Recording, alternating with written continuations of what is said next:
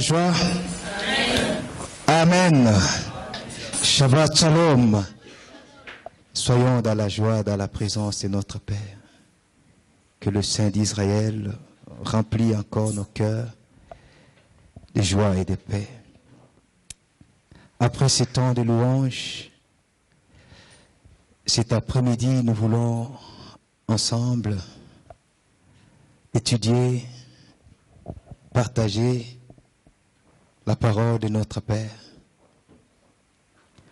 Avec ce thème, la marche avec le souffle, c'est-à-dire la marche avec l'esprit. Sans la Torah est impossible. La marche aussi avec la Torah sans le souffle ou l'esprit est impossible. Amen. C'est-à-dire, pour bien expliquer, si je dis que j'ai la parole, je n'ai pas besoin du Saint-Esprit parce que j'ai la connaissance, c'est impossible de marcher devant le Tout-Puissant. Tout comme si je dis que j'ai le Saint-Esprit, je n'ai pas besoin de la parole, c'est impossible de marcher devant le Créateur du ciel et de la terre. Et cette étude, c'est dû à ce qui se passe aujourd'hui dans notre temps, dans notre génération. Nous avons plusieurs dénominations. Beaucoup de dénominations que nous ne retrouvons pas dans les Saintes Écritures. Pourquoi? Parce que chaque courant est en train de prendre un nom. Il y a ceux qui s'appellent, ou ceux qui sont dans le judaïsme. Il y a d'autres qui sont dans le catholicisme. Il y en a d'autres dans le protestantisme.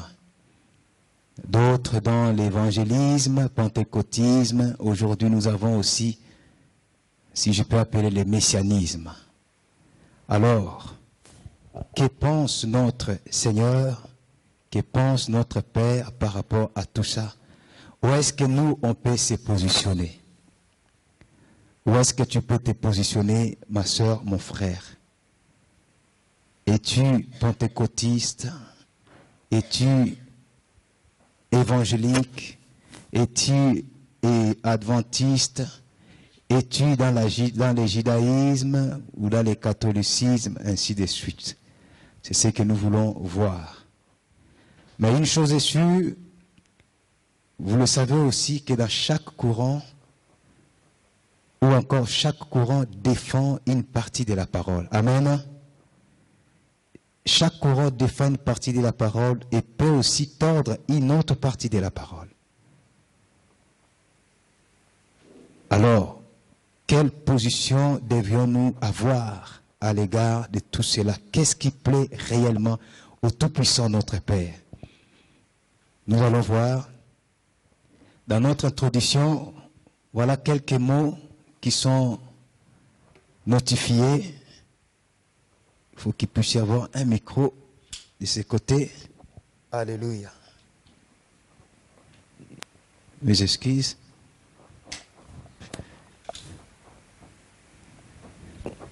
Alléluia, alléluia. Ouf. Ok. Il y a le micro avec le frère. Est-ce que tu peux nous lire tous les mots qui sont là? Toi qui as le micro, frère. Tu arrives à voir?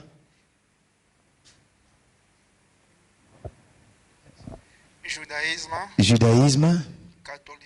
Catholicisme.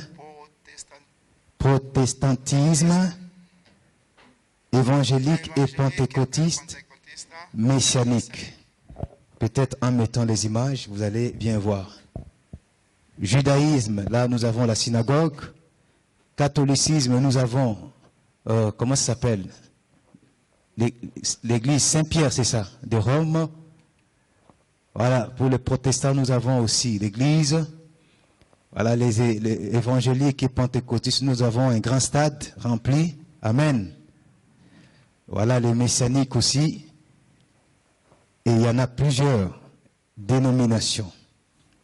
Alors, c'est quoi la volonté réellement du Tout-Puissant, notre Père? Est-ce que toutes ces dénominations marchent avec la parole et marchent avec l'Esprit du Tout-Puissant, ça dépend de la compréhension de chaque courant. Amen. Dans mon étude, je voulais d'abord, dans cette introduction, nous ramener à comprendre quelle est réellement la volonté de notre Père. Voici la volonté de notre Père. Frère Patrice, tu peux prendre la Sainte Bible et nous lire le livre de Jean chapitre 1, le verset 12.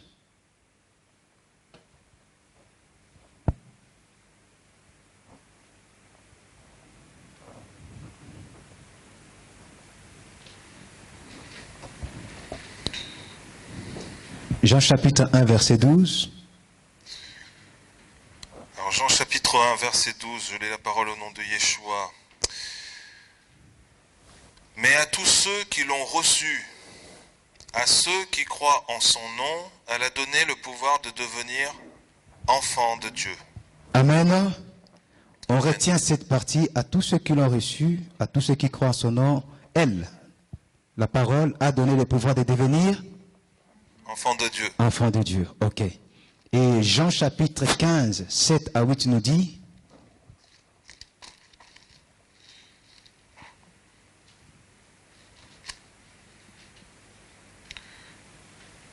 je lis la parole au nom de Yeshua. Si vous demeurez en moi et que mes paroles demeurent en vous, demandez ce que vous voudrez et cela vous sera accordé. Si vous portez beaucoup de fruits, c'est ainsi que mon Père sera glorifié et que vous serez mes disciples. Amen. Amen. Nous voyons le processus. Il dit, si vous gardez mes paroles, demandez tout ce que vous voulez, le Père donnera. Amen. Amen. Et il dit, vous porterez beaucoup de fruits, c'est alors que vous serez mes disciples. La volonté du Tout-Puissant, ce n'est pas nous ayons les dénominations, bien que les hommes ont nommé des courants, la volonté du Tout-Puissant est que nous soyons des enfants de Dieu. Amen. Que nous soyons ses enfants, d'abord, en son Fils, le Messie, Yeshua, Jésus-Christ de Nazareth. Que nous soyons ses enfants. C'est le pouvoir qu'il nous a donné par son sacrifice, par son sang. Que nous soyons identifiés comme les enfants du royaume. Et étant les enfants du royaume, ce qu'il attend de nous, que nous devenions des disciples. Gardez ses paroles. Je ne dis pas sa parole, mais ses paroles au pluriel. Nous gardons ses paroles, nous demeurons dans ses paroles. Ainsi, tout ce qu'on peut demander au Père, le Père nous donnera. Nous allons porter des fruits dignes de la justice des enfants de Dieu. C'est alors que nous devenions où? Nous sommes devenus des disciples du Messie. Voilà pourquoi je voulais d'abord introduire, pour nous ramener à comprendre, le plus important, ce n'est pas d'appartenir à un courant. Le plus important, ce n'est pas être catholique, être adventiste, être protestant, être évangélique, pentecôtiste, ou je ne sais plus quel courant que je n'ai pas cité, mais le plus important, c'est d'être un enfant de Dieu. Car un vrai enfant de Dieu, c'est celui qui marche dans la parole selon l'Esprit du Tout-Puissant. Amen. Nous allons comprendre en avançant. Voilà tous les points que nous allons aborder. Nous avons 4 points. Vous arrivez à lire? Ok. Le premier point, nous allons nous poser la question. Puisque notre thème nous montre que tu peux avoir la parole, mais si tu ne marches pas selon l'Esprit, tu n'es pas un vrai enfant de Dieu. On est d'accord? Je répète, tu peux avoir... Je pense que c'est mieux. Oui. Merci mon frère, que le Père te bénisse. Tu peux avoir toute la connaissance, mais si tu ne marches pas selon l'Esprit, tu ne vas pas plaire au Tout-Puissant. Tu peux aussi prétendre avoir l'Esprit, mais si tu n'es pas dans la parole, tu ne vas pas plaire au Tout-Puissant. Alléluia. Il n'y a pas le déséquilibre entre la parole et le Saint-Esprit. Non, il y a l'équilibre. Il y a la perfection du Tout-Puissant. Et nous allons comprendre que ce soit le Père, que ce soit la parole, que ce soit l'Esprit, les mots hébreux nous disent, ils sont érades. Un. Nous allons plus avancer, nous allons comprendre. Le premier point, il nous faut d'abord poser ces fondements pour comprendre qu'est-ce que c'est la parole et qui est le Saint-Esprit. Pour nous permettre de comprendre, est-ce que tu peux avoir la parole, marcher avec la parole sans le Saint-Esprit?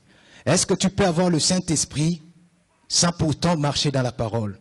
Pourquoi? Parce que aujourd'hui, remarquez dans le monde pentecôtiste, évangélique, ce qui est primé, c'est quoi? Qu'est-ce qui est primordial? Oui, ce qui est primordial, c'est quoi? C'est l'esprit. C'est le mouvement de l'esprit, c'est la manifestation de l'esprit. Nous avons l'esprit, c'est l'air de l'esprit, c'est le temps de la grâce, l'esprit, l'esprit, l'esprit. Ok, c'est bien, nous avons l'esprit. Quand on revient dans le courant qu'on appelle aujourd'hui les messianiques, ce qui retourne à la Torah. Pour bien préciser, la Torah veut dire simplement les enseignements, les instructions, les paroles du Tout-Puissant. C'est ça en fait les mots Torah, pour ne pas vous compliquer. Amen. Ce qui retourne dans la Torah, qu'est-ce qui est primordial maintenant parmi ces messianiques? La parole, la connaissance, la recherche de la parole.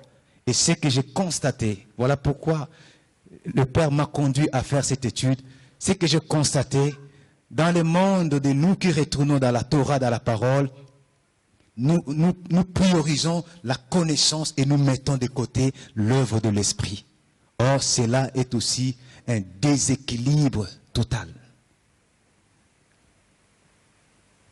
Il faut connaître qu'est-ce que c'est la parole et qui est l'Esprit du Tout-Puissant pour comprendre ce que nous avons besoin. Amen.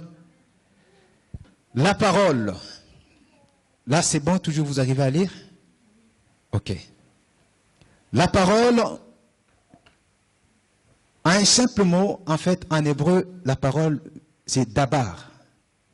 Dabar, c'est l'expression.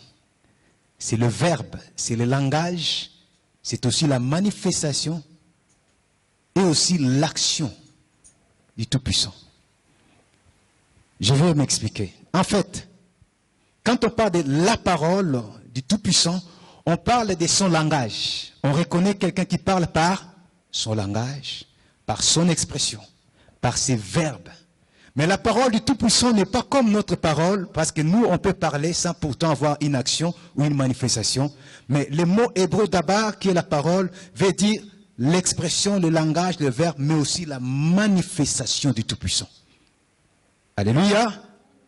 Au commencement était, et la parole était, je répète, je pense que je suis dans une assemblée de saints ici. Amen. Au commencement était, et la parole était avec, et la parole était, tout ce qui a été créé par, par, tout ce qui a été créé par elle. Elle qui? La parole.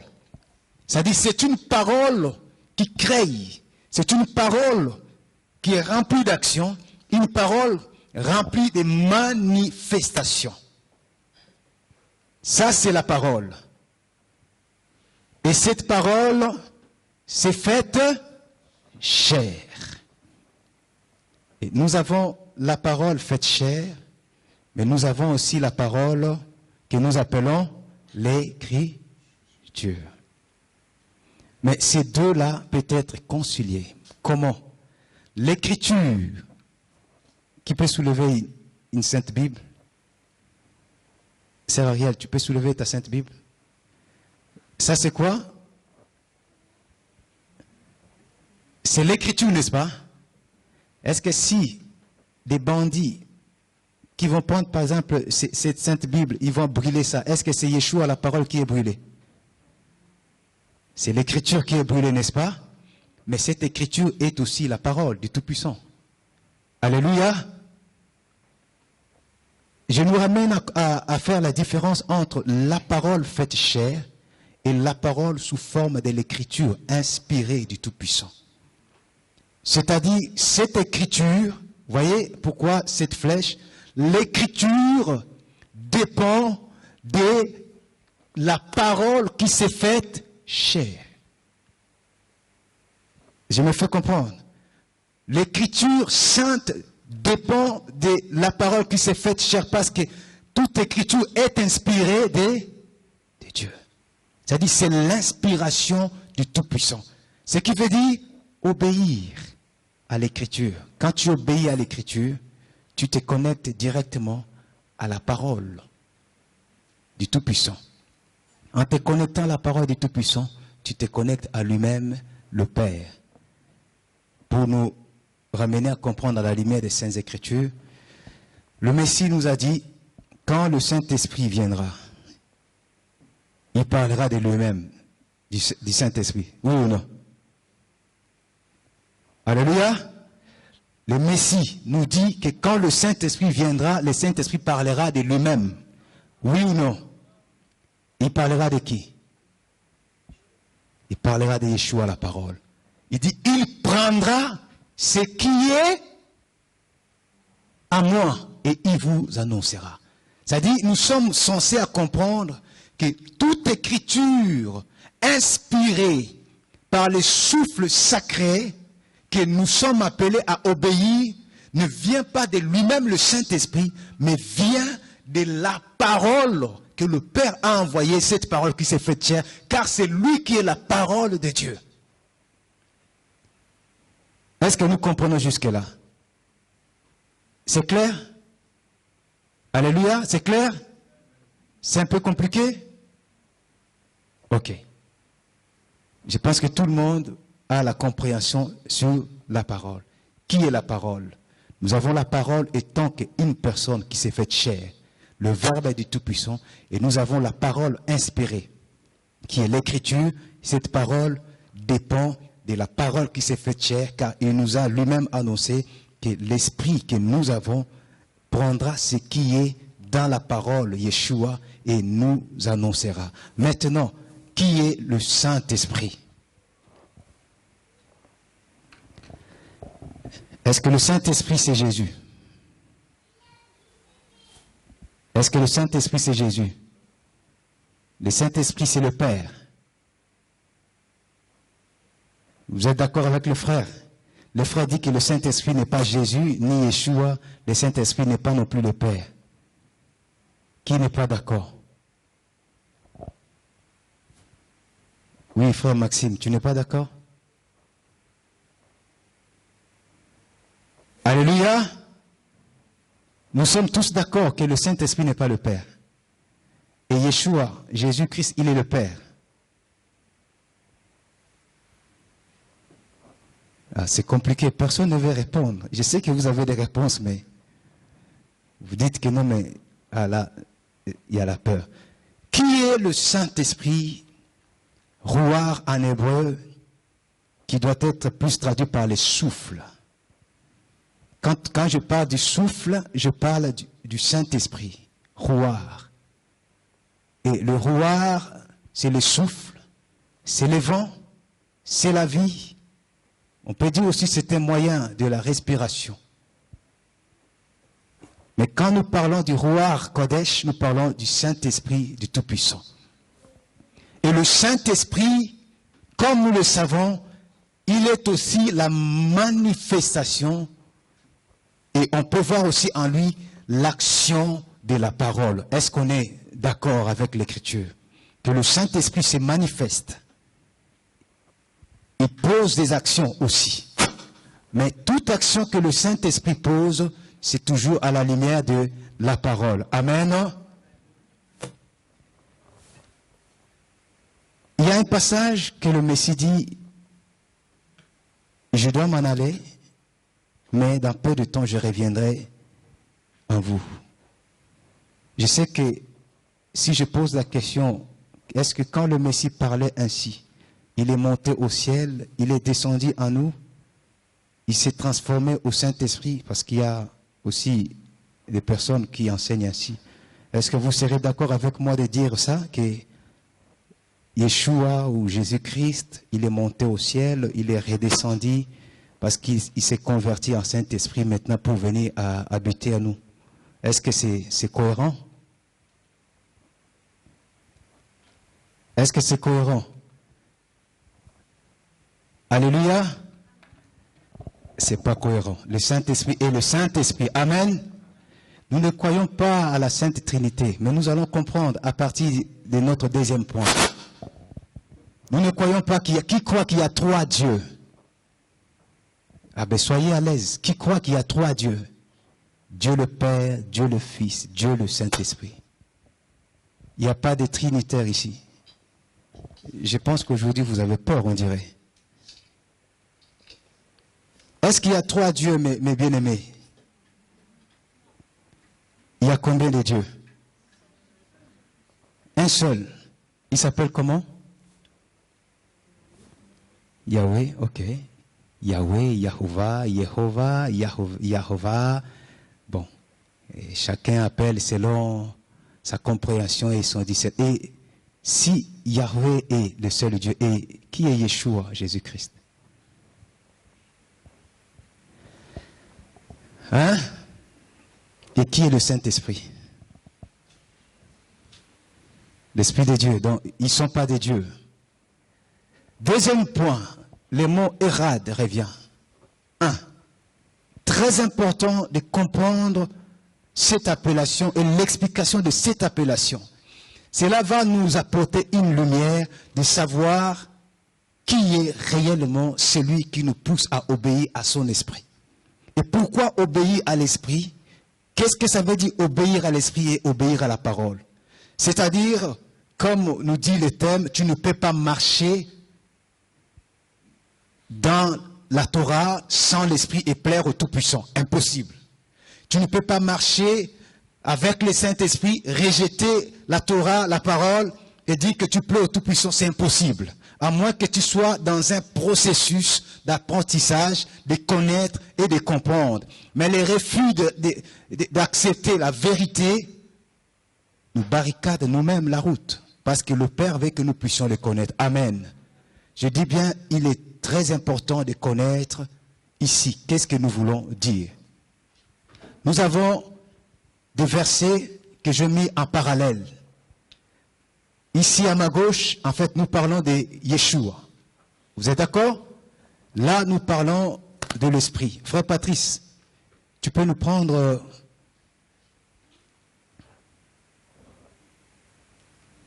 Tu sautes déjà ici. Tu sautes là, tu prends Job. Job 33, 4. Jean chapitre 1, verset 1 au verset 4, c'est ce que nous avons récité tout à l'heure. Au commencement était la parole, et la parole était avec Dieu, et la parole était Dieu. Tout a été créé par la parole, par elle. Alléluia! Est-ce qu'on peut se réveiller, être vivant? Tout a été créé par elle, la parole. Mais regardez ce que le frère va nous lire. Job 33, 4 nous dit quoi? Écoutez très bien. Je lis la parole au nom de Yeshua. Donc Job 33, verset 4 nous dit « L'Esprit de Dieu m'a créé, et le souffle du Tout-Puissant m'anime. » L'Esprit du Tout-Puissant m'a... Ah non, réponds, le premier c'est quoi? L'Esprit de Dieu m'a créé, ok, et le souffle du Tout-Puissant m'anime. Il dit, l'Esprit de Dieu m'a créé. On est d'accord? Mais ici, on nous dit, au commencement était la parole, tout a été créé par la parole. Bon, dites-moi, est-ce qu'il y a une contradiction là? Comment la parole, Yeshua ou Jésus-Christ avait créé, et de l'autre côté, quelqu'un dit que l'Esprit de Dieu m'a créé. Ben, nous avons deux créateurs ici. Alléluia. Avons-nous deux créateurs ici? L'esprit, c'est la parole.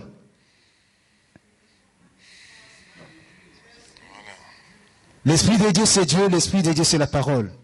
Ah, là, vous commencez à vous contredire. À gauche, on me dit que l'esprit est la parole. De l'autre côté, l'esprit est Dieu. Ah ben, c'est une question. Comment Yeshua a tout créé, mais l'esprit, quelqu'un dit que non, l'esprit m'a créé. Ok. L'esprit marche toujours avec la parole. On va avancer. Ici, Matthieu 28, on va pas lire. Tu cherches Jean 14, 16. Matthieu 28, le Messie dit, je suis avec vous jusqu'à la fin. Il est avec nous jusqu'à la fin du monde. Et que dit Jean chapitre 14, 16? Jean chapitre 14, 16 nous dit,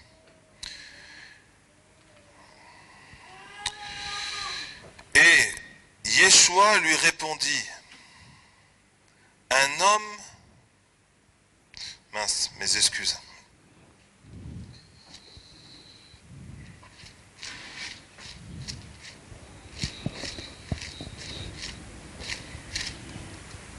Jean 14, 16. Et moi, je prierai le Père, et il vous donnera un autre consolateur, afin qu'il demeure éternellement avec vous. Amen. Il dit, je prierai le Père, il vous donnera un autre consolateur, afin qu'il demeure éternellement avec vous. Donc, on se rend compte que l'Esprit, quand le Messie est monté au ciel, le livre des Actes nous dit, il a reçu du Père l'Esprit. Amen. Et il nous a donné l'Esprit. On est d'accord? C'est-à-dire, nous avons l'Esprit éternellement avec nous. Mais de l'autre côté, il dit, je suis avec vous jusqu'à la fin du monde. Est-ce que c'est contradictoire que lui-même, la parole, soit avec nous et l'Esprit aussi soit avec nous? Alors, qui est avec nous en réalité?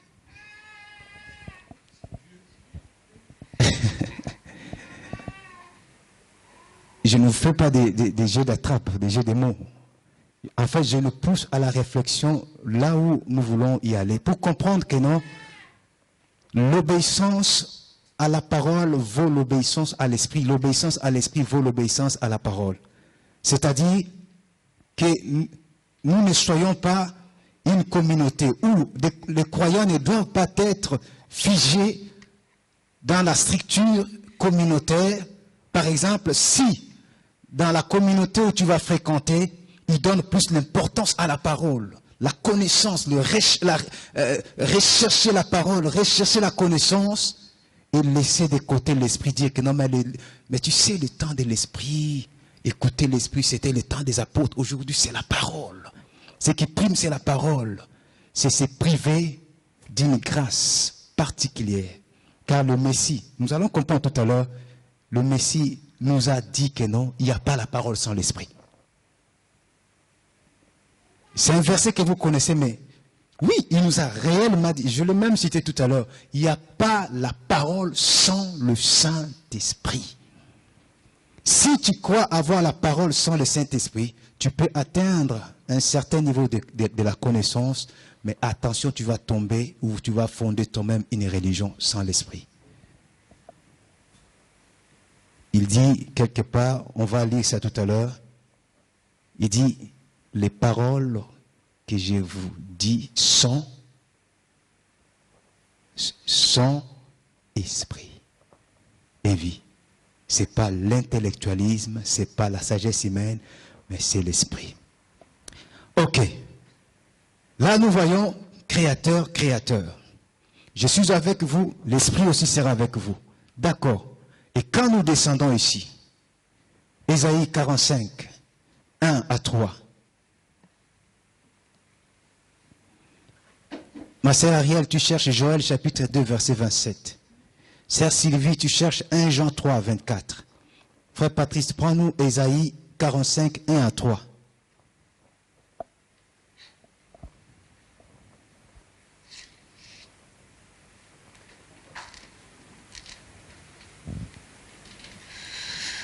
Alors je lis la parole au nom de Yeshua. Ésaïe 45, donc de 45, 1 à verset 3.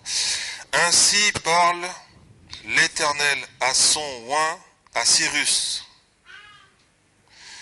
qu'il tient par la main pour terrasser les nations devant lui, et pour relâcher la ceinture des rois, pour lui ouvrir les portes, afin qu'elles ne soient plus fermées. Je marcherai devant toi, j'aplanirai les chemins montueux, je romprai les portes d'airain et je briserai les verrous de fer. Je te donnerai des trésors cachés, des richesses enfouies, afin que tu saches que je suis Yahvé, qui t'appelle par ton nom, l'Élohim d'Israël. Amen. Amen. Et ici, c'est qui parle? Est-ce que c'est un créateur qui parle? Est-ce que c'est le créateur qui parle? Amen. Amen. C'est le créateur qui parle. C'est le Tout-Puissant qui parle. Le Dieu d'Israël qui parle. Bon, maintenant, si on peut se poser la question, ben, c'est comme si on a un créateur, deux créateurs, trois créateurs. C'est qui donne à la Sainte Trinité. Non, ce n'est pas ça. Alléluia. En fait, c'est là que je cherchais à nous pousser, à arriver. Qu'est-ce qui se passe en réalité? Le deuxième passage nous dit, c'est qui lit le deuxième passage, Joël?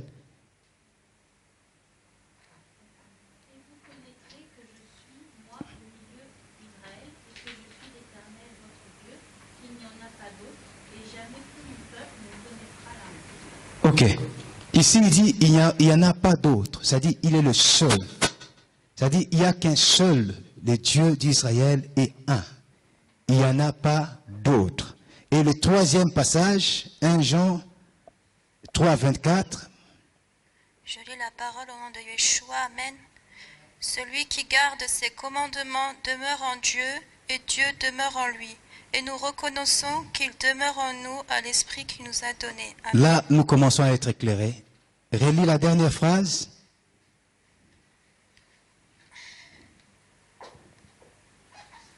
Et nous reconnaissons qu'il demeure en nous à l'Esprit qu'il nous a donné. Amen. Et nous reconnaissons qu'il est à nous par L'Esprit. l'Esprit qu'il nous a donné.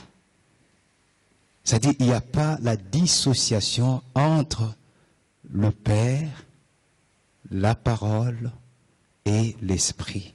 Alors, qu'est-ce qui se passe en réalité?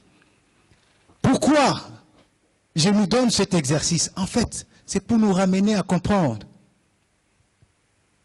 que si tu penses obéir à l'Esprit, tu obéiras à la parole. Si tu penses obéir à la parole, tu écouteras automatiquement la voix de l'Esprit. Il n'y a pas la parole sans l'Esprit, ni l'Esprit sans la parole. Alléluia. Plus loin, regardez ici, cette image. C'est que moi j'appelle personnellement les mystères Erad. Erad, c'est en hébreu, ça veut dire un. Mais attention, c'est un composé de plusieurs. Ça veut dire un composé de plusieurs.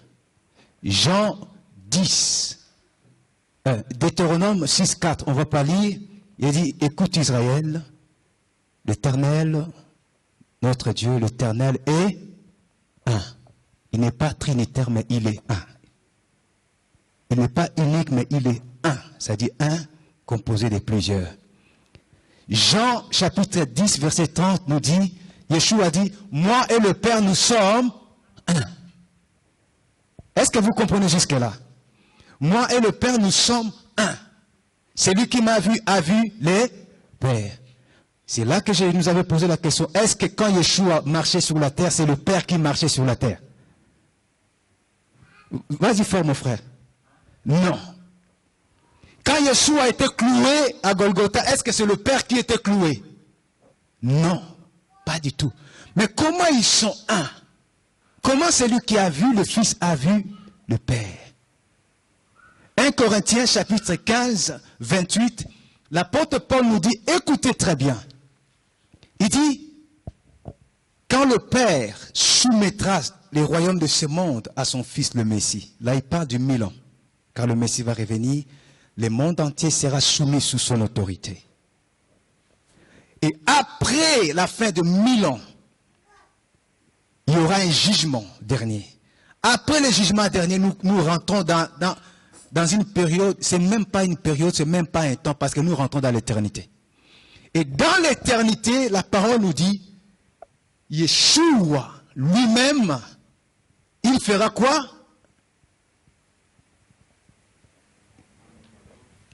Hein? Il rendra le royaume à celui qui a soumis toutes choses et il se soumettra. La parole dit, il se soumettra. Et là, je pense que ça peut ouvrir notre intelligence. Si quelqu'un vous dit que Yeshua est le Père Yahvé, il n'est pas le Père Yahvé. Si quelqu'un vous dit que Yeshua est le Saint-Esprit, il n'est pas le Saint-Esprit. Mais qui est Yeshua? Qui est le Saint-Esprit? Mais pourquoi ils sont un? Comment je m'appelle? Vous m'appelez comment? Hein? Chacun m'appelle comme il veut. Mon nom, c'est quoi? Mon nom. Omadi, merci mon frère. Je m'appelle Omadi. Ok. Comment vous savez que c'est moi qui parle maintenant?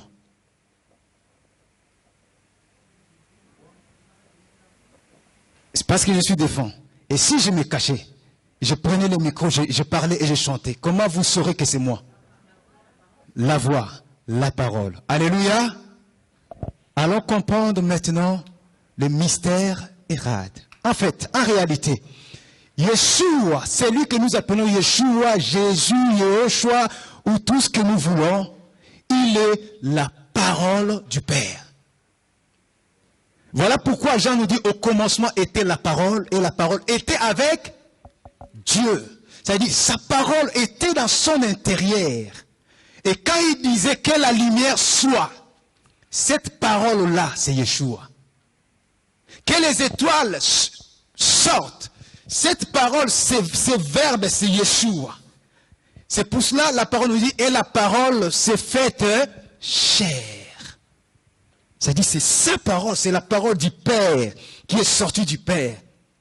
Et il n'y a pas de contradiction quand, dans le livre de Job, il dit, l'Esprit de Dieu m'a créé. Au moment de la création, la parole était en action. Et l'Esprit du Père était en action. C'est-à-dire, le Père, dans sa plénitude, dans son aspect Hérad, agissait. Il déclarait les paroles. Et derrière chaque parole, il y avait le souffle. Parce que pour que je puisse parler, la nature peut nous enseigner. Est-ce que si je n'ai plus le souffle, je parlerai? Je ne parlerai plus. Je ne peux parler que quand j'ai le souffle. Et c'est là que j'ai la parole. C'est pour cela qu'il n'y a pas la parole sans le souffle. Et il n'y a pas le souffle sans la parole. C'est pour cela qu'il n'y a pas trois dieux. Il y a un seul Dieu. Il y a un seul Dieu. Et c'est Dieu, Elohim, notre Père, a sa parole en lui et son esprit. Et il est tout puissant. Vous allez me dire, mais comment il a fait sortir sa parole? Mais il est souverain. C'est ça que j'ai dit, le mystère Hérad. Il a fait sortir sa parole. Il a revêtu sa parole d'une chair comme nous. Et le jour que Jean le Baptiste, était en train de baptiser son fils, il est sorti des eaux, une voix. Ah, ben dommage que le Père pardonne ceux qui disent que non, mais lui-même le Père était ici et lui-même le Père, il a parlé aussi là-bas, au ciel, en disant que non, celui-ci est mon fils bien-aimé à qui j'ai mis toute mon affection. Mais quelle confusion. Ce n'est pas du tout ça. Il était vraiment là, il est son fils, sa parole. Et il a mis toute son affection, mais c'est le Père qui parlait. Est-ce que Yeshua, c'est un menteur? Il est là, à Golgotha, il dit, Eli, Eli, lama sabachthani. Mon Dieu, pourquoi m'as-tu abandonné? Et tout le temps, il disait, mon Père, je ne fais rien que je vois faire mon Père. Est-ce qu'il était menteur? lui qui est le chemin, la vérité, la vie. Non, il parlait réellement de son Père parce qu'il est la parole qui est sortie du Père. Alléluia. Oui, mon frère. Une question?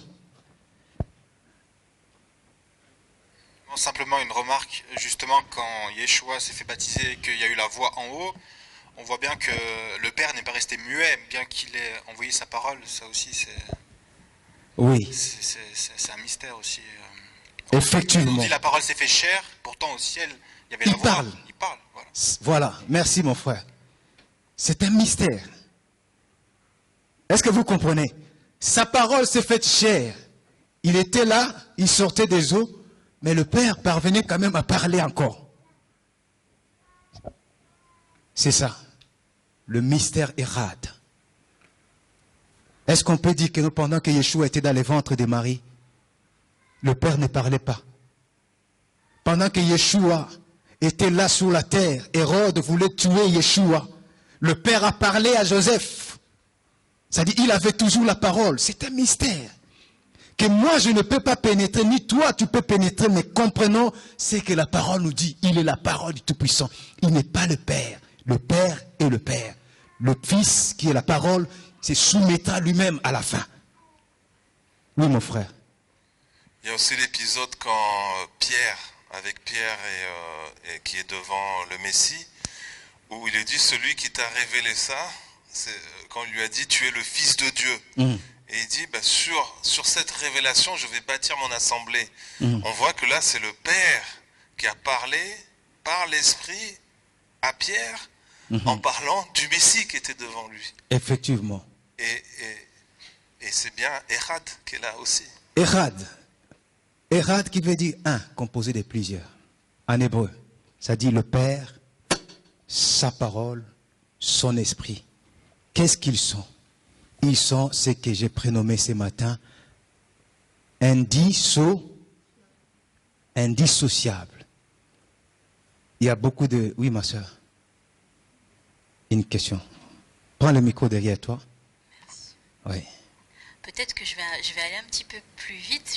Je pense que peut-être qu'on va évoquer le sujet. Oui. On dit que Yeshua n'est pas le Père. Voilà.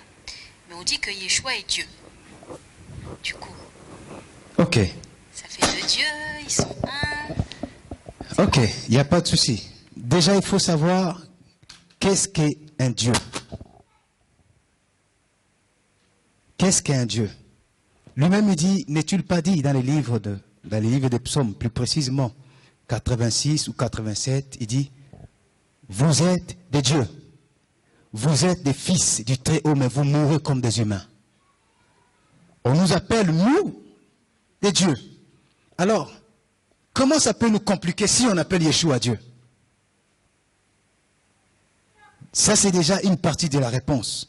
Si nous, des humains, on nous appelle des dieux, comment ça peut nous compliquer si on peut dire que Yeshua est Dieu? Il est la parole de Dieu. Il se représente comme le Père lui-même. Il se représente dans l'identité de son Père. Et il est Dieu.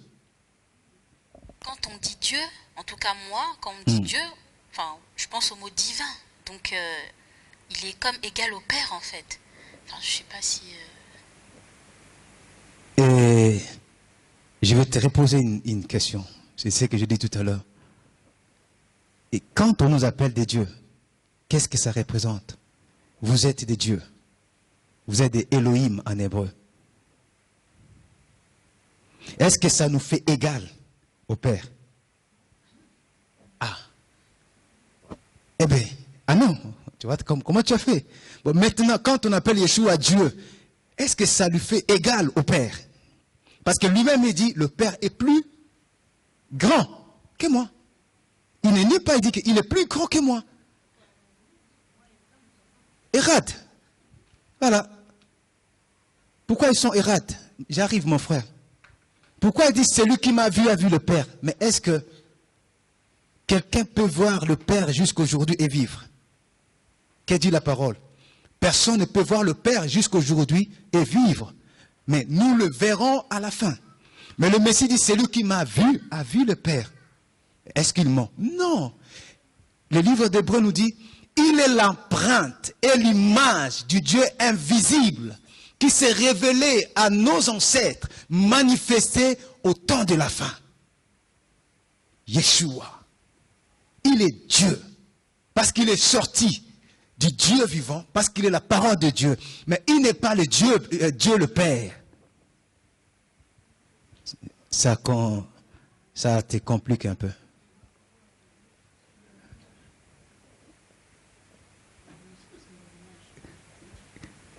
La parole nous appelle des dieux.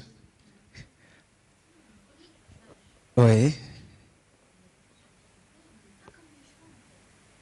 Non, on n'est pas comme Yeshua. Yeshua est la parole qui a tout créé. Il est la parole. J'ai donné l'exemple. Je vais aller un peu vite ici, montrer une image, si ça peut t'aider. Je vis le main. Ok. Ça, c'est l'intelligence, l'intellectualisme. Nous avons ici, quoi? L'eau liquide. L'eau liquide peut changer son corps, devenir eau solide, et ça peut changer encore son corps, devenir... Mais maintenant, est-ce qu'on ne peut pas croire que Yeshua peut être aussi appelé Dieu, comme la parole l'appelle Dieu, mais en étant la parole de Dieu, mais pas le Dieu le Père. Parce qu'il est la parole qui est sortie du Père. Bon, je donne un exemple encore un peu pour nous qui venons de l'Afrique. On est ici, ok. Ton père est patron d'une entreprise, par exemple. Vous avez des ouvriers. Que ton père se déplace, il te laisse la responsabilité. Il te laisse la responsabilité. Est-ce qu'il arrive à un moment donné quand les ouvriers te voient dire, ah, c'est la patronne qui est là. C'est la patronne. Ou c'est le patron. Ah, c'est le patron qui est là. Mais ce n'est pas toi le véritable patron. Mais tu es quand même patron parce que tu es mandaté par les patrons. C'est juste un exemple. Ça t'a ramené quand même à comprendre? Un peu. Ok. J'avais vu beaucoup de mains se soulever. Frère Cédric, oui?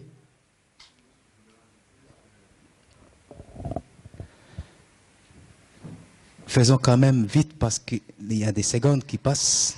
Ouais. Moi, ce que je voulais rajouter, c'est que chacun son rang, en fait. Mm-hmm. C'était plus ça, en fait, pour complémenter à ce que tu disais. Chacun appelé à son rang. En fait, ma soeur, ce qu'il faut comprendre, comme dit le frère, l'apôtre Jean donnait à la sœur Alison qui avait soulevé la main, il y avait, c'est bon? L'apôtre Jean, quand il dit, et la parole était Dieu, il ne fait pas l'erreur. En fait, il ne veut pas valoriser la Sainte Trinité. Moi, ce que je peux comprendre, en fait, il nous parle de l'identité de ce qui est sorti du Dieu vivant, qui se représente aussi devant nous comme un Dieu. Mais il ne fait pas d'égal au Tout-Puissant notre Père, parce que lui-même, il reconnaît que non, le Père est plus grand que lui. Il le reconnaît et il dit que non, le Père est plus grand que moi. Et c'est bon, donnez à... Tu avais quelque chose à dire?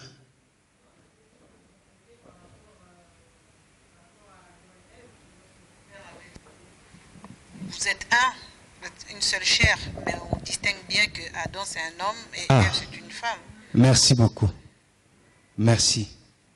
Et le mot en hébreu, c'est le même mot Erad. L'homme quittera son père et sa mère s'attachera à sa femme et les deux deviendront Erad. C'est le même mot qui est ici. Moi et le Père, nous sommes Erad. Nous sommes un. Mais or, quand on regardait vraiment, c'est Ève. Si on regarde, c'est Ève qui avait mangé le fruit. Ce n'est pas Adam. Mais le Père a dit que non, l'homme, quand il quitte ses parents, il s'attache à sa femme, ils deviennent une seule chair, Erad. Donc, on voit que le Messie lui-même, il dit que non, moi et le Père, nous sommes un. C'est lui qui m'a vu. Philippe dit, mais montre-nous le Père. Il dit, mais oh, jusque-là, tu n'as pas encore eu la révélation, mais c'est lui qui m'a vu, a vu le Père. Mais est-ce que réellement, quand on voit Yeshua, on le touchait comme ça, on touchait le Père? Yod, He, Vav, He. Ah, mais non. Mais non. Tu ne peux pas. Personne, ni même notre bien-aimé Père Abraham n'a pas vu le Père. Moïse a demandé, le Père lui dit non. Je fais grâce à qui je fais grâce. Mais tu me verras par mon dos quand je tournerai le dos, car un homme ne peut me voir et vivre. Mais Yeshua a dit, celui qui m'a vu a vu le Père. C'est ça, ma soeur, le mystère de Hérad. Est-ce que c'est clair? Alors, je disais indissociable. Les conducteurs, ces signes, ça veut dire quoi? Ceux qui conduisent. Hein? Ça s'interdit. on va refaire l'auto-école ici. Ouf. Ça s'interdit. Interdiction. Ok. J'ai mis indissociable. C'est-à-dire, on ne peut pas dissocier. On ne peut pas séparer. Qu'est-ce que ça veut dire? Maintenant que nous comprenons que le Père, la parole et l'Esprit sont un. C'est-à-dire, dans notre démarche de l'obéissance, on ne peut pas dire que non, j'obéis à l'Esprit et j'ai désobéi à la parole. C'est-à-dire, obéir à l'Esprit, c'est obéir directement à la parole que nous allons voir tout à l'heure, c'est obéir directement à notre Père.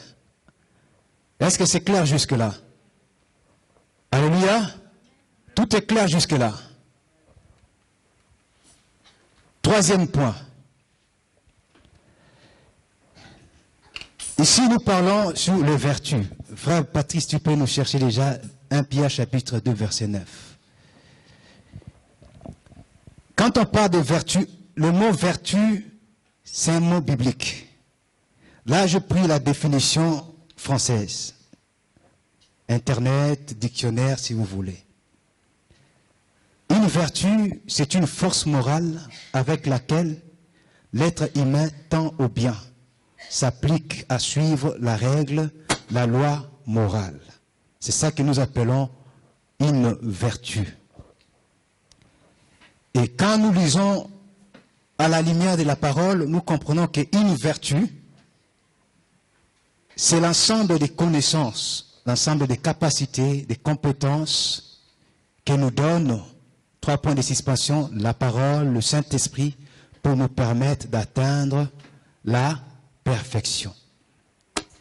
Tu peux nous lire 1 Pierre, chapitre 2, verset 9. Je lis la parole au nom de Yeshua. Amen.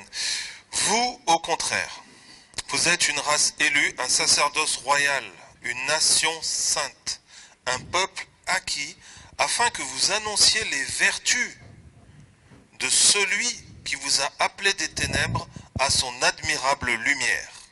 Amen. Nous annonçons quoi? Les vertus.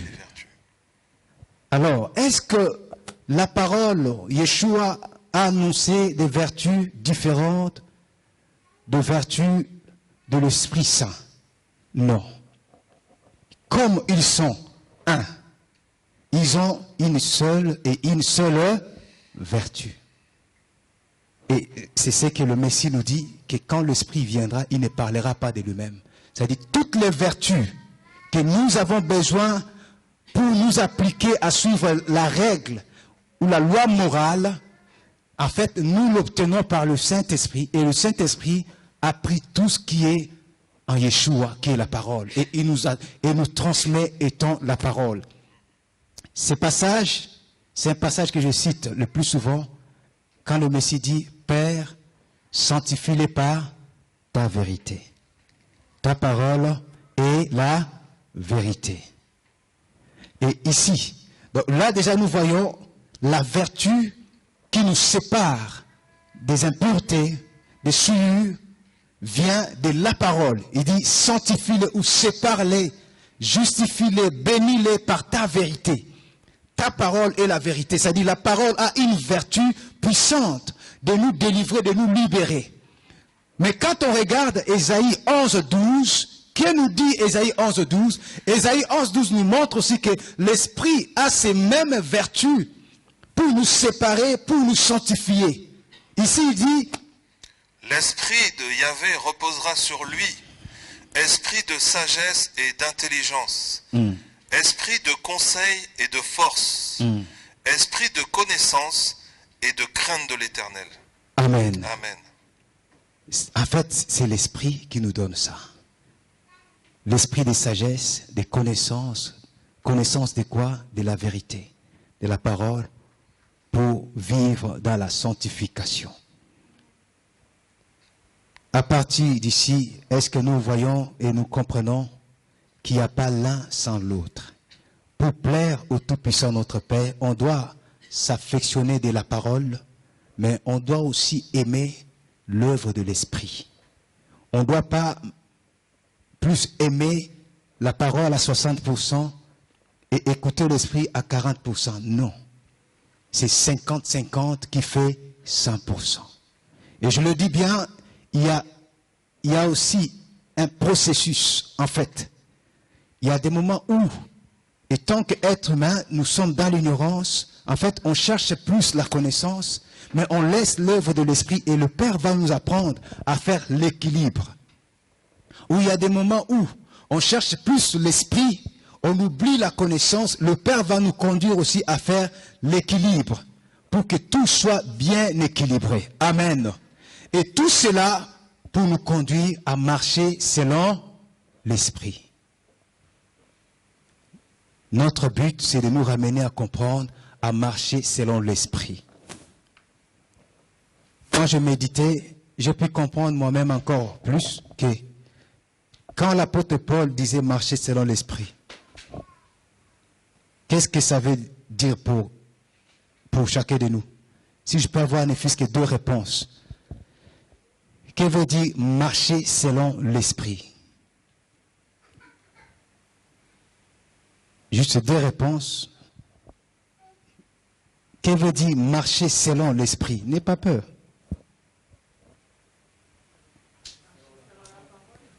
Oui, vous avez fait sortir la même réponse d'un coup, maman et fils. Marcher selon la parole. Mon frère, tu es béni dans ta maison. Tu as des bonnes réponses comme ça. Marcher selon la parole, marcher selon la parole. Alléluia. Est-ce que vous êtes d'accord? Oui, mon frère Patrice. C'est intéressant aussi parce qu'il l'oppose à marcher selon la parole et vous n'accomplirez pas les choses de la chair. Voilà. Marchez selon l'Esprit et vous n'accomplirez pas les choses de la chair. Alléluia. Ok. Marchez selon l'Esprit et vous n'accomplirez pas les désirs de la chair. Beaucoup de nous, aujourd'hui, nous disons que je marche selon l'Esprit.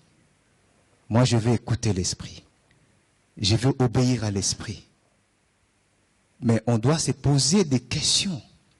En réalité, marcher selon l'Esprit,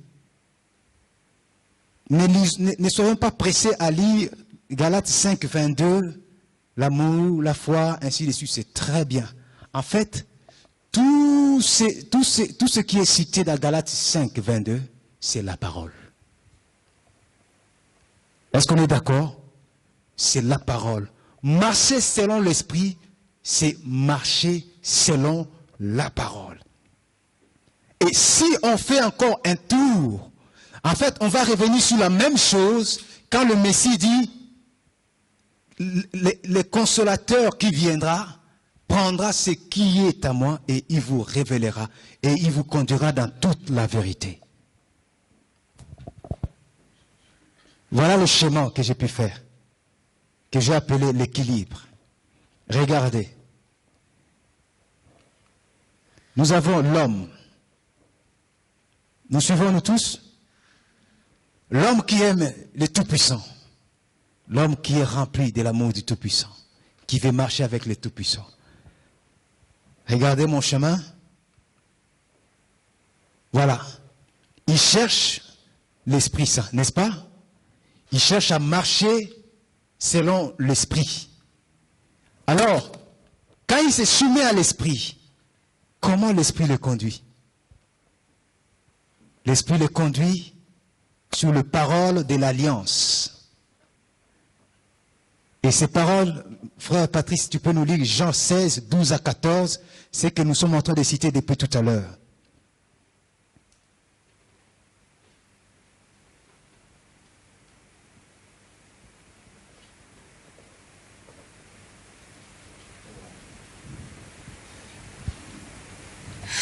Jean 16, 12 à 14.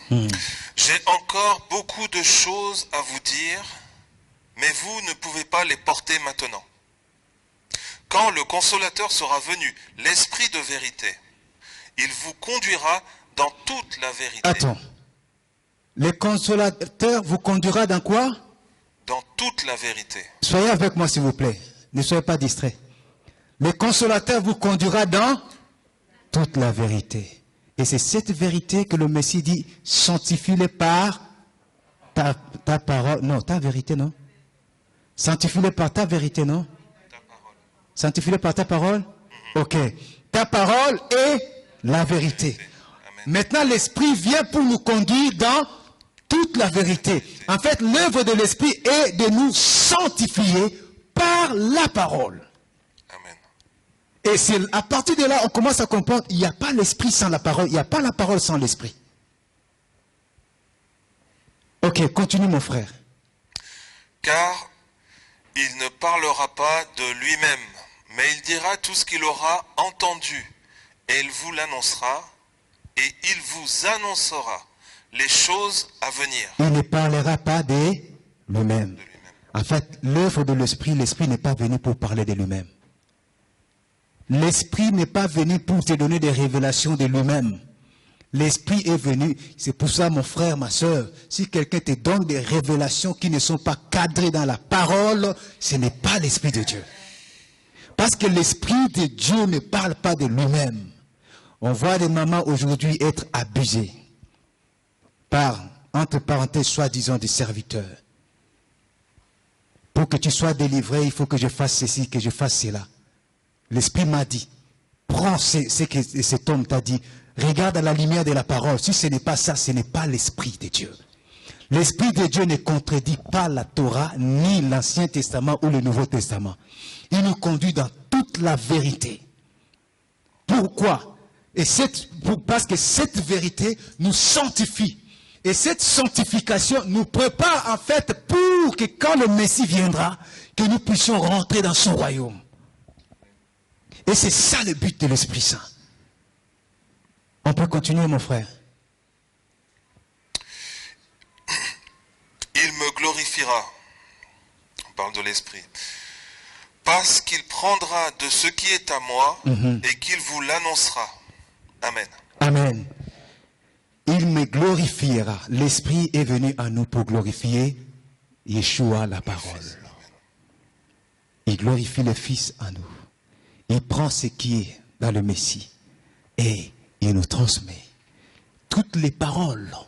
Voyez, il y a un passage, je ne sais pas si je l'avais pris, on a lu ça déjà tout à l'heure, un passage où le Messie dit, si vous gardez mes paroles, c'est pour ça que j'avais insisté, je ne parle pas de ma parole, de mes paroles, ça dit tout ce que le Messie disait.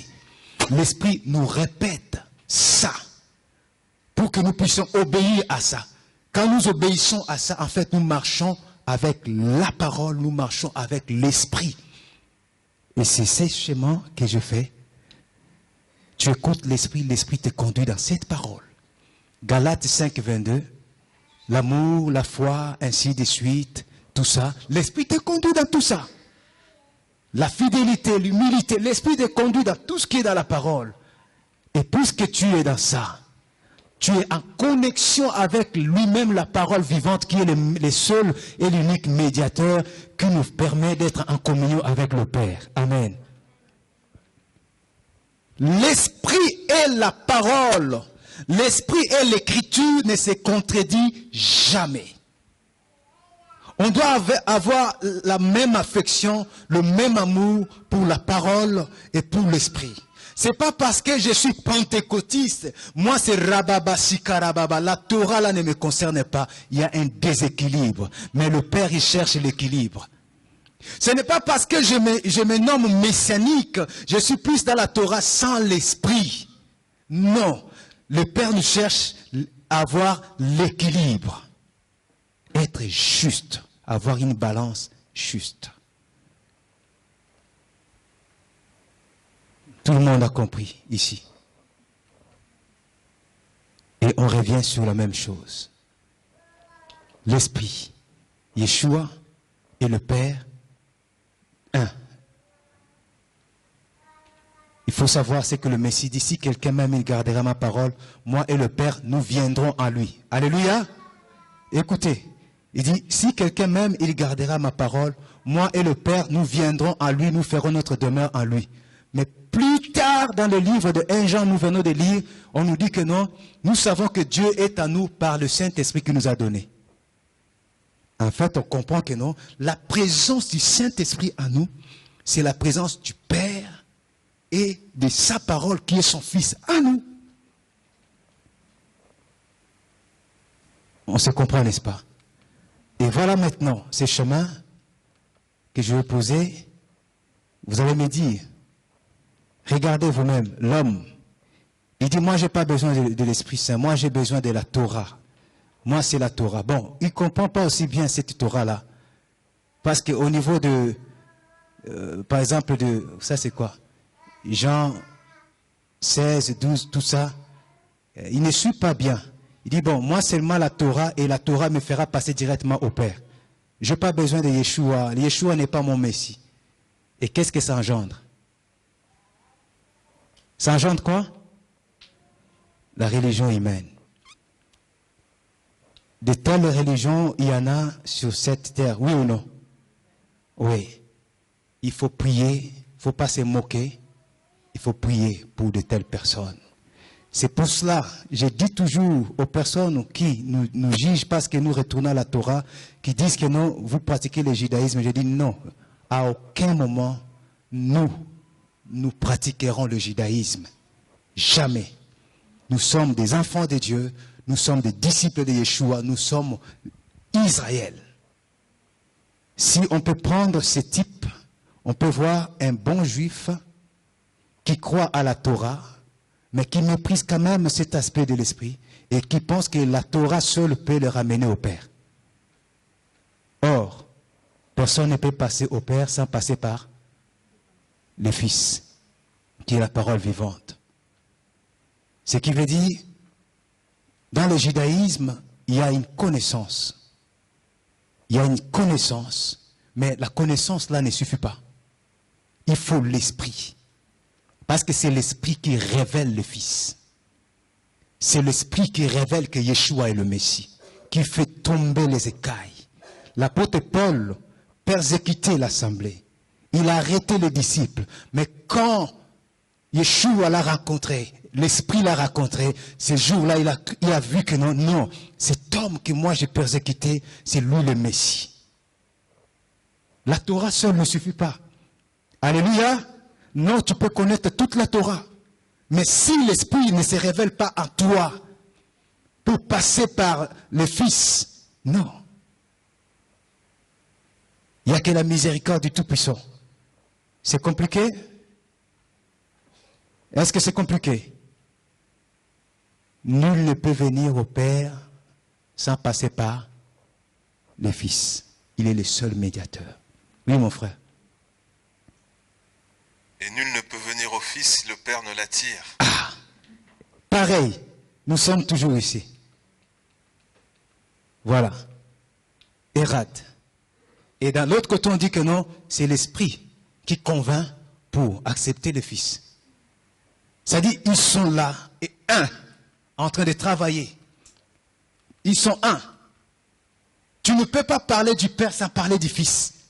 Tu ne peux pas parler du Fils sans parler de l'Esprit. Ils sont un. C'est pour ça que je le dis. Si tu crois que parce que tu as des dons spirituels, le Père t'avait équipé des dons spirituels, et que c'est ça qui te rassure le royaume des cieux, fais très attention. Les dons, seulement les dons, ne te rassure pas l'éternité parce qu'il te faut le fondement de la parole.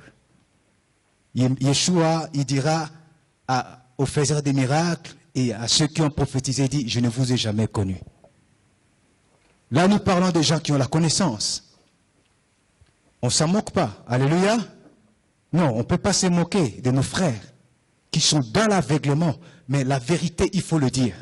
Que non, c'est par Yeshua, Jésus-Christ de Nazareth, que nous avons le salut. Car le salut, comme disait l'apôtre Pierre, si je ne me trompe pas, le salut est à aucun autre nom. Si ce n'est que dans le nom de Yeshua HaMashiach, qu'on appelle Jésus-Christ de Nazareth. Le salut ne passe pas par un autre sacrifice, si ce n'est que par le sacrifice de Golgotha. Le salut ne se passe pas par un autre sang, si ce n'est que par le sang que le Père avait à griller, le sang de Golgotha. Le Messie. Aujourd'hui, gloire soit à Dieu Tout-Puissant, beaucoup de Juifs commencent à reconnaître le Messie. Nous avons un frère qui est ici, gloire soit à Dieu Tout-Puissant, qui était aussi dans le judaïsme quelques années, et aujourd'hui, ça fait 2 ou 3 ans, comme il m'a dit, il a reconnu que Yeshua est le Messie. Et quelle joie de t'accueillir, cher frère, parce que l'Esprit s'est révélé en toi. C'est lui que tu as cru, c'est lui la vérité. Personne ne peut passer au Père sans pourtant passer par le Fils qui est le seul et l'unique médiateur. Ce n'est pas Marie la médiatrice, c'est le Messie. Amen. Il faut prier pour nos frères juifs. Il faut le prêcher la parole. Il faut les approcher. Comme disait l'apôtre Paul, peut-être que j'en sauverai quelques-uns. C'est ça le langage de l'apôtre Paul. Amen. En outre, voilà. Et là, vous pouvez savoir, il y a des hommes, pour eux, seulement l'esprit. Par l'esprit seulement, ils passent directement au Père. La parole, ça c'est l'ancienneté. La Torah ne nous concerne pas, c'était pour les Juifs. Nous, seulement l'esprit, quand je me mets à prophétiser, c'est fini. J'ai vu un frère qui rigole déjà, parce qu'il sait. Vous connaissez, n'est-ce pas? Nous avons nos frères et sœurs, beaucoup de chrétiens pentecôtistes évangéliques, qui refusent aujourd'hui la parole. Il faut prier aussi pour eux. Nous aussi, nous étions pareils. On abolissait la parole qu'on ne peut pas abolir. Mais aujourd'hui, le Père nous fait grâce. Il n'y a pas de chemin. C'est un chemin rouge. Il faut passer. Quand tu viens, l'Esprit va te conduire ici. Et quand tu es ici, tu es en communion avec le Fils, qui est la parole, et tu es en communion avec le Père. Et ton éternité est rassurée. Jusque-là, c'est clair? Là, j'arrive à la fin. Qui n'a pas bien compris jusque-là? Que tes œuvres soient fondées sur la parole. Connaissance, esprit. La parole et l'esprit. Conclusion. Est-ce que vous arrivez toujours à lire? Non? Frère Patrice, est-ce que tu arrives à lire? Est-ce que tu peux lire pour tout le monde? Conclusion. Les paroles est esprit et vie, la loi est spirituelle. Ok, attends 2 secondes. Jean 6, 66, Romains 7, 14, c'est ça. J'ai résumé ça dans ça. C'est le Messie qui dit, ces paroles que je vous dis sont esprit et vie. Et l'apôtre Paul nous dit, la loi ou la Torah est spirituelle. Et voilà maintenant la conclusion de ma compréhension. Pour la comprendre, selon le Très-Haut, afin de la pratiquer dignement, il nous faut devenir spirituel par son souffle et non charnel. Note, tradition humaine, l'émotionnel. Qu'est-ce que ça veut dire? Si les paroles que le Messie nous a prêchées, nous a enseignées sont esprit et vie, et si l'apôtre Paul nous dit que la loi ou la Torah est spirituelle, peut-on comprendre réellement ce qui est spirituel avec l'intellectualisme?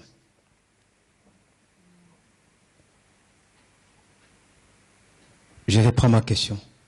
Si la parole du Tout-Puissant est spirituelle, est-ce qu'avec notre niveau intellectuel, on peut comprendre réellement ce qui est spirituel? Non. Alors, qu'est-ce qu'il nous faut faire pour comprendre, avoir la bonne compréhension de la parole? Il faut avoir l'esprit. Il faut être conduit par l'esprit, laisser l'esprit nous donner la vraie compréhension. Voilà pourquoi on se bat aujourd'hui, chacun a sa compréhension, mais nous croyons que le Père nous fera grâce. Parce que nous aussi, il y a des choses que nous ne comprenons pas encore. Jour après jour, l'esprit nous aidera à comprendre. Mais une chose est sûre, quand tu n'as pas encore bien compris selon l'esprit et que tu insistes, tu veux rester dedans, sache que tu es en train de créer une tradition. Sache que tu es en train, soit de suivre l'émotionnel, vivre dans l'émotionnel. Car l'esprit n'est pas l'émotion. L'esprit, c'est l'esprit des vérités, en fait, qui nous conduit dans toute la vérité et qui ne nous conduit pas dans les émotions. Et après, ils se prosterneront en esprit et en vérité. Tout est par la vertu de l'esprit du Père. Note, marcher par l'esprit. Ils se prosterneront en esprit et en vérité. Les vrais adorateurs adoreront le Père en esprit et en vérité. Ce n'est pas l'intellectualisme. C'est-à-dire, partout on voit l'œuvre de l'esprit. Partout on voit la spiritualité. La spiritualité, la compréhension demande la spiritualité. Il faut être soumis à l'esprit pour que l'esprit te donne une bonne compréhension. Et voilà, la fin nous dit, l'homme charnel peut atteindre une certaine connaissance et compréhension. Oui. Mais si le souffle n'intervient pas, il peut en faire une religion. Car il lui manque la révélation de l'Esprit du Père. Voilà.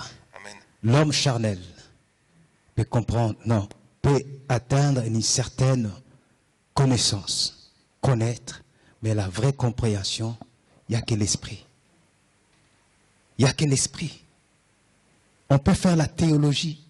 Vous n'avez jamais vu de pasteur théologien, mais qui ne croit pas en Jésus. Il dit que non, mais moi je fais la théologie, je suis pasteur, mais je ne crois pas en Jésus. J'ai déjà entendu parler de ça. Pourquoi? Parce qu'en fait, au niveau intellect, il a fait sa théologie, il est devenu pasteur. Au niveau spirituel, c'est zéro. Vous voyez, c'est l'esprit qui nous révèle la parole. Et quand l'esprit nous révèle la parole, c'est pour marcher selon cette parole. Voilà pourquoi je disais depuis le départ, il n'y a pas l'esprit sans la parole, ni la parole sans l'esprit.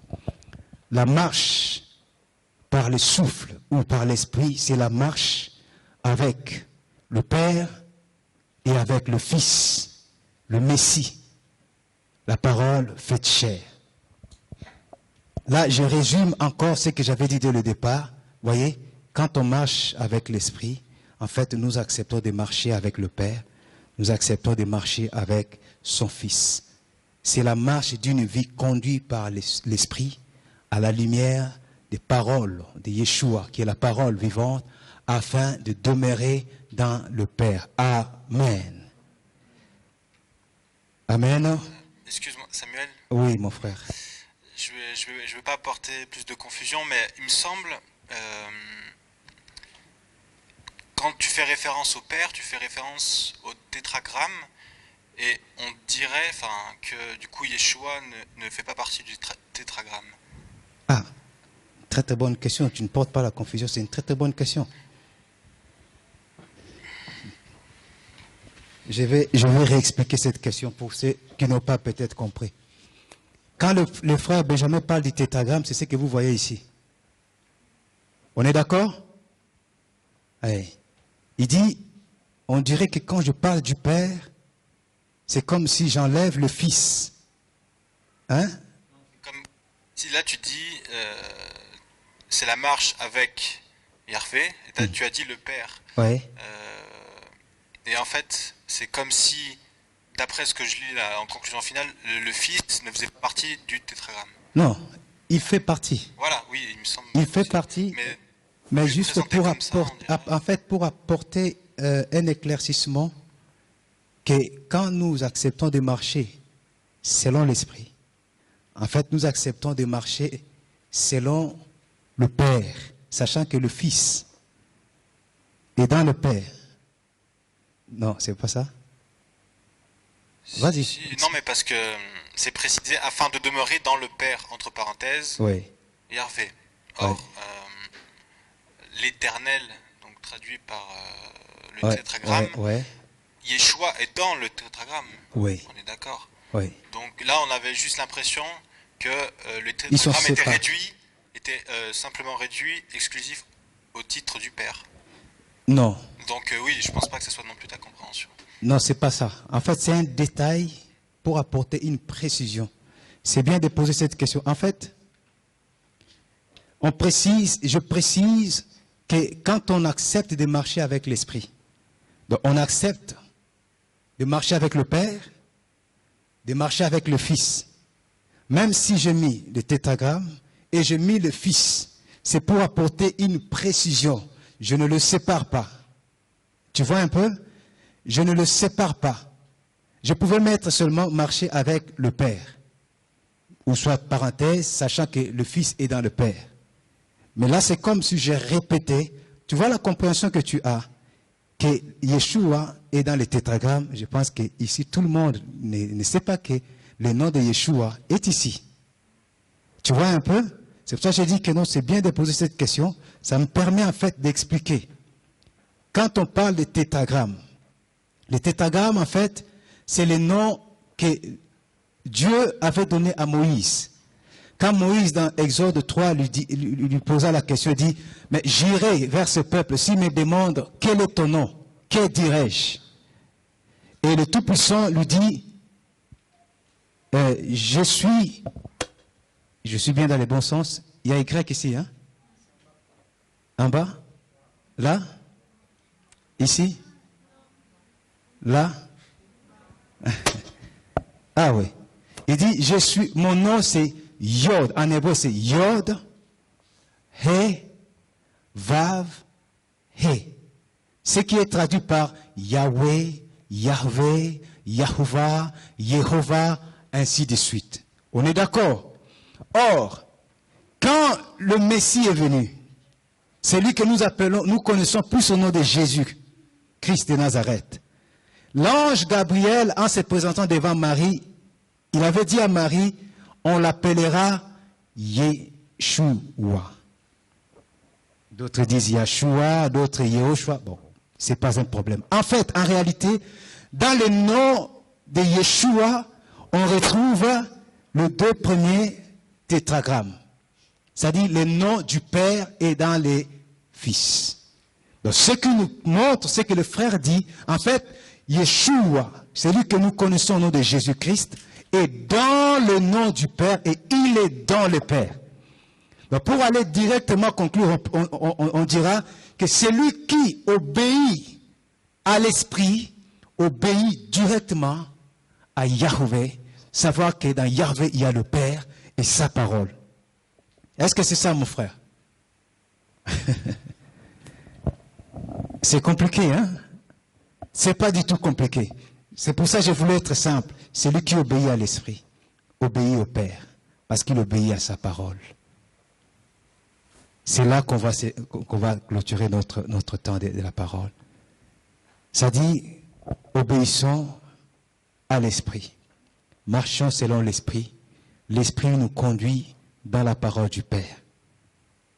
Et quand nous obéissons à la parole du Père, sachant que nous sommes en communion avec le Messie. Amen. Est-ce qu'il y a des questions avant de prier pour... Oui? Oui.